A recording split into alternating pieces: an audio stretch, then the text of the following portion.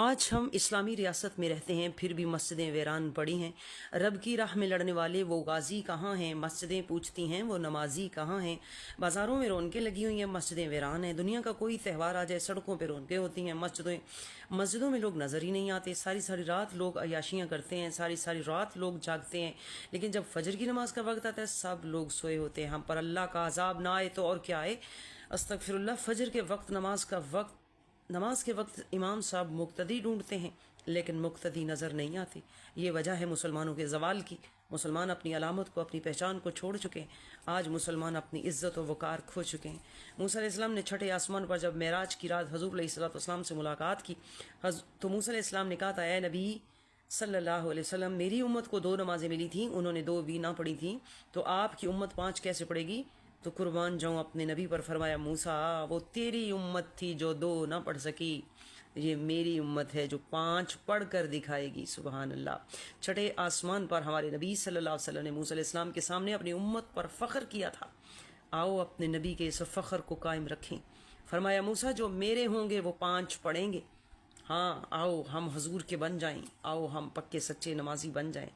جب ہمارے حضور صلی اللہ علیہ وسلم سے پوچھا گیا، یا رسول اللہ کیسے پتہ چلے کہ کوئی آپ کا ہے؟ حدیث پاک کا مفہوم ہے، تو فرمایا جب تم سنو کہ دیکھو کہ مسجد سے اذان کی آواز آ رہی ہے، تو جو اذان سن کر نماز کے لیے اٹھ کھڑے ہوں تو سمجھ لینا وہ میرے ہو گئے۔ سبحان اللہ۔ مسلمانوں، جب فجر کی نماز کا وقت ہوتا ہے ہم ایسے سوئے ہوتے ہیں جیسے ہم مسلمان ہی نہیں ہیں۔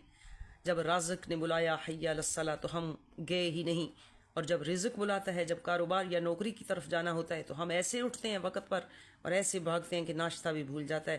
ہم کیسے مسلمان ہیں؟ اللہ رسول نے بلایا تب تو ہم گئے نہیں، اور جب کوئی کام کی فکر ہو تو سب کچھ چھوڑ کے بھاگتے ہیں۔ ہمیں آج رزق کی فکر ہے، رازق کی کوئی فکر نہیں ہے۔ علامہ اقبال فرماتے ہیں، اس رزق سے موت اچھی جس رزق سے آتی ہو پرواز میں کوتاہی۔ فرماتے ہیں مجھے ایسا رزق نہیں چاہیے جو رازق کو ناراض کر کے ملا ہو۔ لوگوں، اگر اونچا ہونا چاہتے ہو، اگر دونوں جہانوں کی بلندیوں پر جانا چاہتے ہو تو رازق کو، اپنے مالک کو یعنی اللہ کو کبھی ناراض نہ کرنا۔ اگر دونوں جہانوں کی نعمتوں سے مالا مال ہونا چاہتے ہو تو اپنے رب کے سامنے جھک جاؤ، اللہ کی مان کر زندگی گزارو۔ میں بندہ ہوں تیرا، تیرا ہی رہوں گا، سب چھوڑ کے مولا تیرے آگے ہی جھکوں گا۔ اس لیے جب حضور علیہ السلام آخری وقت ان کا آیا تو آپ صلی اللہ علیہ وسلم نے ایک آخری وصیت فرمایا، الصلاۃ الصلاۃ الصلاۃ وما ملکت ایمانہ۔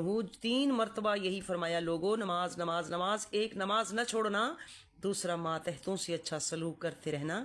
اے میری امت، جوتے کا تسمہ بھی ٹوٹ جائے تو نماز پڑھ کر وہ بھی اللہ سے مانگ لینا، اور دوسرا تمہارے ماتحت جتنے بھی لوگ ہوں سب کے ساتھ اچھا سلوک کرتے رہنا، تم کبھی ناکام نہیں رہو گے۔ آئیں اور اپنے حضور صلی اللہ علیہ وسلم کی آخری وصیت ہی مان لیں اور کامیاب ہو جائیں۔